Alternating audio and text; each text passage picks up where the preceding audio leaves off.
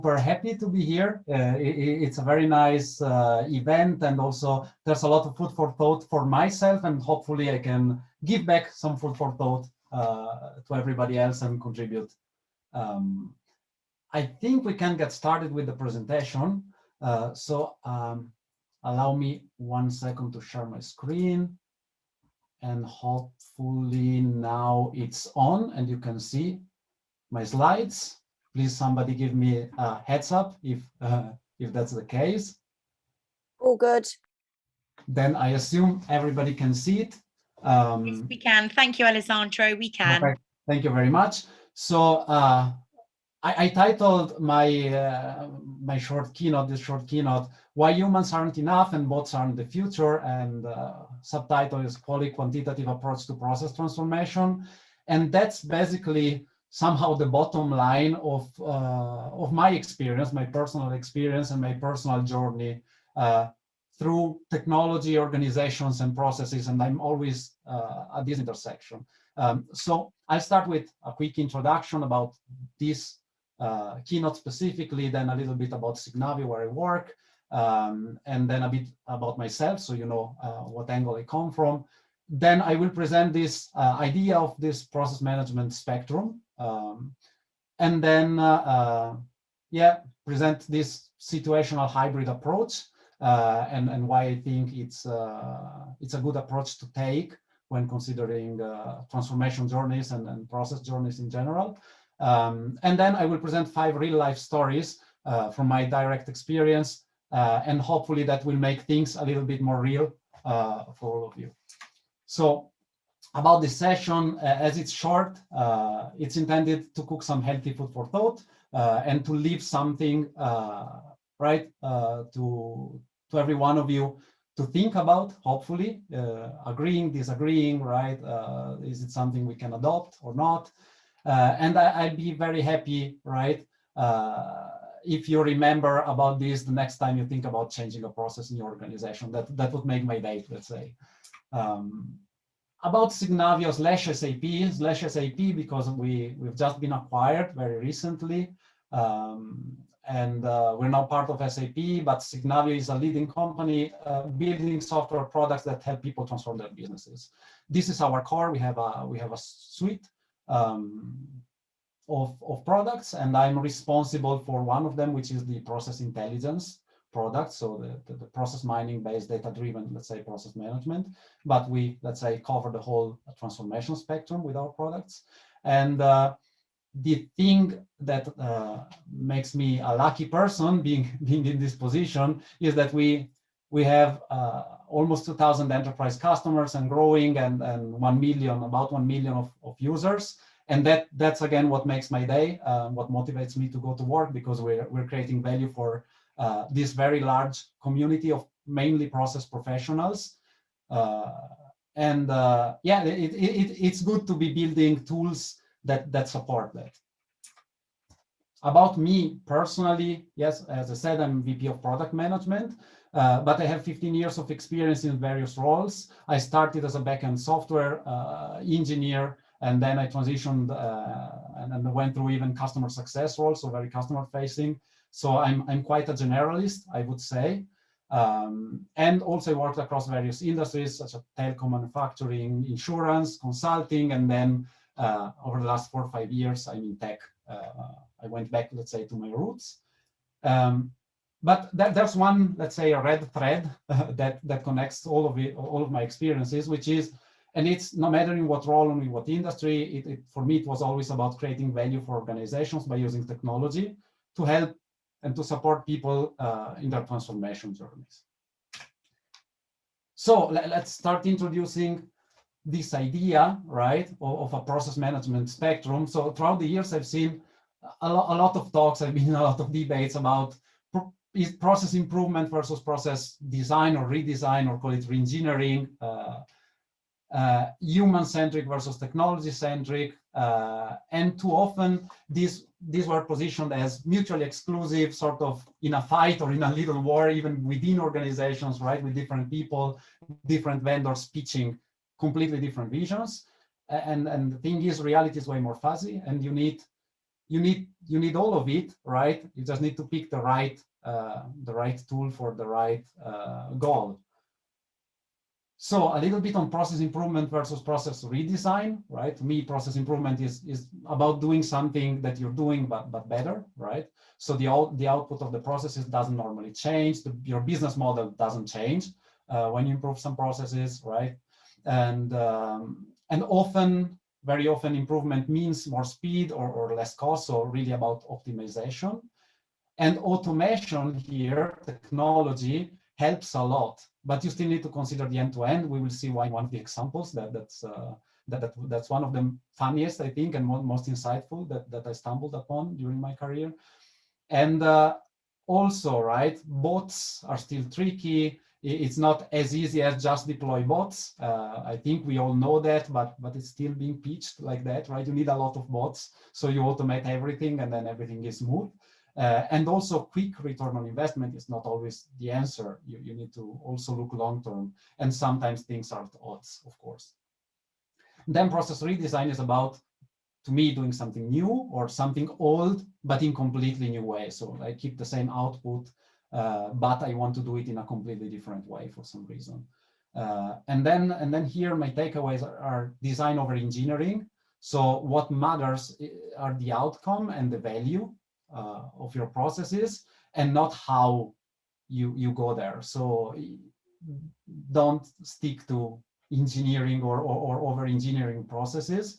It's not, you're not doing that for your own, but you're doing that for the outcome and for the value that process creates. Also, when doing something new, right, validating learning and fail fast approaches that quickly go from a first design, implement it, and then learn, work better. And then, yes, you still need to model, right? That is, I'm in process mining space, I'm a process mining professional, but you cannot automate or mine what doesn't exist. So of course, modeling and this collaborative and the human side of things is very important. Then again, human-centric versus technology-centric. So the other side, let's say, of the spectrum. Yes, humans can't be ignored, right? And that's one thing I see a lot of pitches by technology companies. That I work in a technology company, a very large one, but I still see many pitches that you're basically substituting people. Yeah, but humans are the ones that build companies. Employees are humans and they need to work together, right? Customers are humans. Humans are making decisions about your strategy, about how to run the company. And humans are also using our products in the end, even if it's software products, which means that it's really hard not to consider, or at least in my opinion, it's really not wise not to consider that and go for, let's say, tech-only view.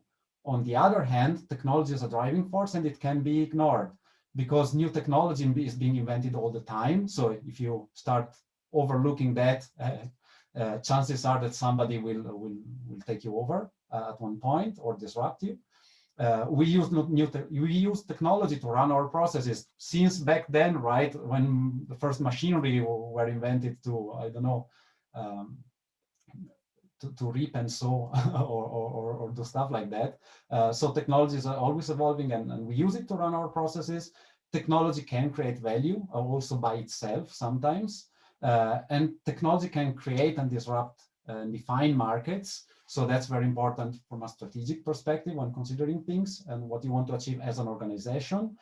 And also, our businesses can be disrupted by technology. And even you see that even in software, even in the technology space, technology companies, software companies are being disrupted by new software companies that are using new software technology or new ways of building software. So that's why I say it's a spectrum and you cannot just ignore one or the other. So just to somehow sum it up, right? The reasoning, it's again just some food for thought and just appeal. However, how I saw it is you have on one end, right, process improvement and process redesign. It's not a versus anymore. It's a spectrum. So you can be more towards the improvement side or more towards the design side, but you often do both of it at the same time. And same, you can be more human-centric in what you do or more tech-centric in what you do. However, you should be picking based on your specific goals. So what's your business vision? What's your what are your strategic business goals? What do you want to achieve as an organization? Then you can start saying, oh, yeah, maybe, right, this impacts more the human side of things. This is more about adopting technology. But again, adopting technology, you cannot adopt technology without people adopting it. And so then where are you competing, right? Are you transforming? Are you becoming a technology company? Maybe you're a traditional company, you're becoming a tech company yourself, like it happens in finance with banks a lot. Then again, are you in a stable market? Or are you in a market that's being disrupted by a lot of, let's say, newcomers to that market? And again, adaptability is key to surviving and thriving, not only for organizations, but also for living beings, right? And so choosing the right solution at the right moment for the right purpose is the key. So there's no one. It would be great if there would be a one best practice. You just take it, and that's how you do things. But reality is it's situational and context dependent. And again, these are then my takeaways when deciding where to position, when tackling transformation or change in general. It's in the end, it's people over tools, right? So tools come after, right? Because again, people are the ones making the decision. Going back, I said that already, but I want to highlight it. This is, I think, coming from a tech background, my main takeaway. And I build tools for a living, right? And we sell tools, but in the end, people are using the tools. So it's a lot about that. And again, when in doubt, it's outcome over methodology, right? Being pragmatic and focusing on doing what moves the needle and setting the right goals, as opposed to focusing on perfectly executing one model or one best practice that you got from somebody. Then again, perfect execution, right, means nothing if you're executing the wrong thing. And again, I preach process excellence for a living. And I think that's super important to execute well. But you also need to execute the right things. And to that's what I want to leave there somehow as food for thought. And hopefully that sparks some interest. I would move to real life stories for my last 5-6 minutes, because this is the essence of it. I'm research based, so I take all I think about comes from let's say observations of also let's say natural experiments, observing how things go in real life. And of course, some stories are good, have good outcomes, some stories are bad. Let's start with a bad one, which I titled For the Sake of Methodology. So I used to work for a mid-sized insurance company. And there was this generic, we need to become now process-centric initiative. Not defined more than that, but board sponsored by the board. So everybody was very into it. And it was consulting led. This turned into a one-year project with hundreds of interviews. I was the program manager for that. And months of qualitative data polishing. In the end, there was a very, very thick, let's say, book of mapped processes with a lot of pages to read through.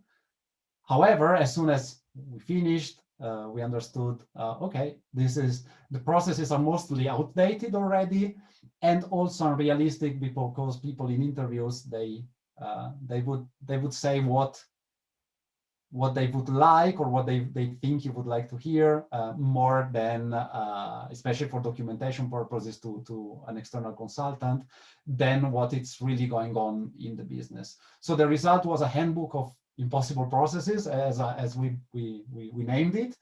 And the only value really was, okay, we have our processes somehow documented. So if a regulator comes in and asks, right, we can show, yes, we're doing things in the right way. That's it. And my key learnings were, if you look at return on investment, not worth it, definitely. My key learnings from that were, yeah, methodology alone doesn't go a long way. The consultants we had were really, really good in methodology, in how they run the interviews, and in data polishing and in all of it. However, right, without a clear goal and without clear business outcome that you want out of the initiative, there's no focus, and then in the end, most probably no value.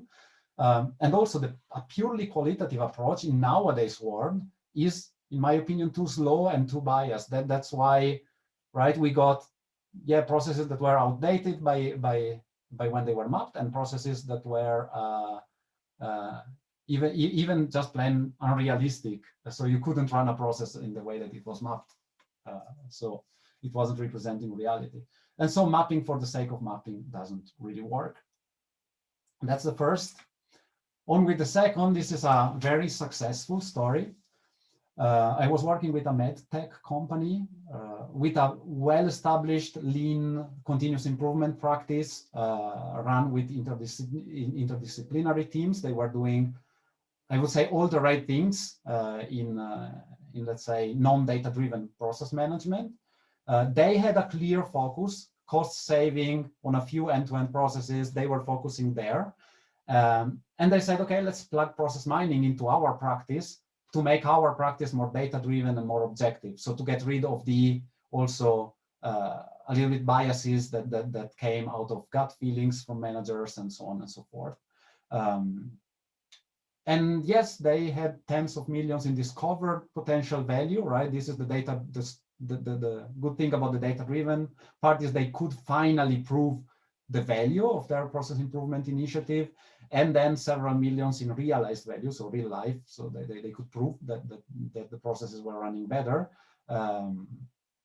over the course of just the first year. So that was extremely successful. And my key learnings from there were, first, defining a common and clear goal for the initiative, right?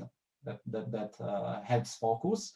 Then building interdisciplinary teams, right? They had data experts, process experts, business practitioners, all together, working together in an agile format, let's say, that worked really well. Then technology is the mean, right? Not the goal. They didn't say, okay, we need now to mine our processes because so that we are data driven. They said, okay, we wanna use this technology because then we can put a value basically on our initiative and be more objective and data driven. Then run on an established and well executed practice. This is again something that a lot of the more data-driven vendors would preach, right? Yeah, you don't need all that old stuff that's expensive in terms of time, and you have to set up your COEs and whatever. You just get the tech, and again, tech is not the answer. So you need a good practice to make the most out of the technology and to get the value out of the technology. And then the other takeaway is potential value was very high. Realized value was about 1/10 because you cannot optimize everything again, right? You cannot get rid of all your, I don't know, credit checks. You cannot get rid of all your price changes in processes and so on and so forth. So those two things are different. So when also being mindful that not everything is achievable.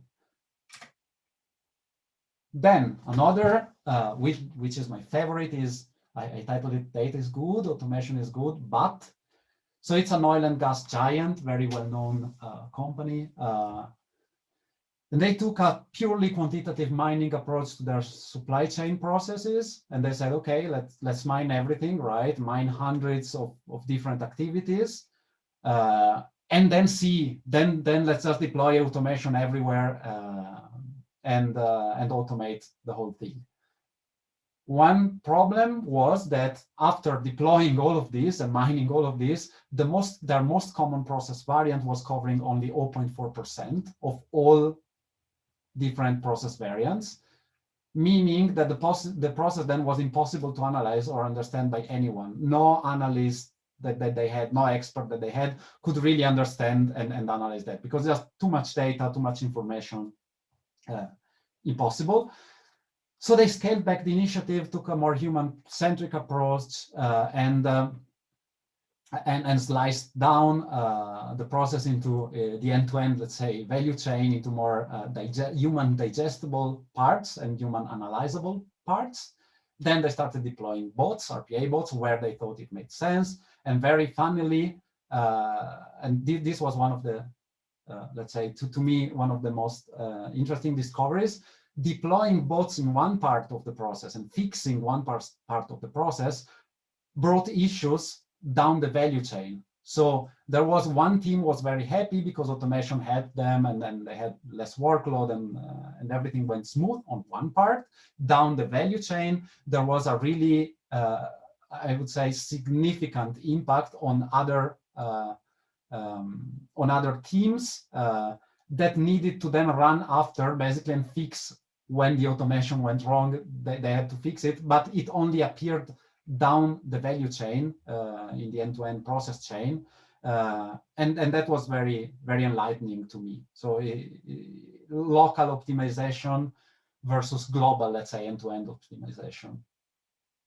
And they spent a lot, by the way, deploying that RPA bots. But in the end, the ROI wasn't there. It was there if calculated on a small part of the process. It wasn't there if calculated on the end-to-end process value chain. Then finally, they found success with RPA at scale after the process was mined, sliced for human decision making, and about where to deploy automation, and everything was taken into account. They finally found quite significant success. Then my key learnings, yeah, the end-to-end dreams can be too big to analyze from a data-driven perspective. So you need to slice. And again, better start small and then large over time, then start huge and then having to scale back. It's just wasted effort then. And again, focusing on business goals, right? What do you want to achieve in the end? They were into reducing process costs, and that worked because everybody was conscious and mindful about doing that. Second last story, lost opportunities, public utilities company. This story is about a fight. I make it short, right? So the CDO led a process mining initiative. It quickly became process mining initiative versus traditional qualitative process improvement, lean initiatives. The teams started fighting. The quantitative approach won in front of the board because it was coming in with numbers very easily, and then the qualitative approaches couldn't come up with as strong, let's say, evidence. However, I saw a lot of opportunities to really transform the business being lost in this war, right? It then became all about optimization because, yeah, we have numbers there and we don't have numbers on the other side. So again, key learnings, right? How to make this right, interdisciplinary approach. Once again, if they would have worked together, the two teams from the beginning, that would have there would have been way more value unleashed in the end. And then it's an and, not an or. It's not mining versus something else. It's you do both, it works well. And then the goals must be aligned across the organization. If you go in, one team does savings and the other team does transformation, that doesn't really work. Last, then some space for Q&A. Optimize what matters. I call it like this because it was a large insurance company with a strong vision to become customer-centric. They focused their mining, quantitative mining effort to complement customer experience design. So they said, okay, we don't care that much about improving operations. We care about customer experience, and that's it. And then this led to actually increasing process step and increasing process complexity and process cost on one operational process. So the opposite of what you would normally do. However, that led to a significant increase in NPS. So higher complexity inside, but way better customer experience in the end. They saw their customer base growing out of it, so it was well worth it in the end. And the key learning, this is the only time I actually saw that in reality done, right? So sort of unoptimize a process from a cost and complexity and steps perspective to increase something else. So it's not always about cost or speed, which is where I see the majority of people focusing. And a customer-centric approach always pays off. I mean, that's maybe trivial, but it does. And again, tying your improvement initiative to vision and strategy and to your end goals. helps a lot. So for example, it helped make that decision. Okay, we increase the cost of every iteration of the process so that we can serve our customers, because we can then serve our customers better in that way. So that's it. A big thank you to everyone.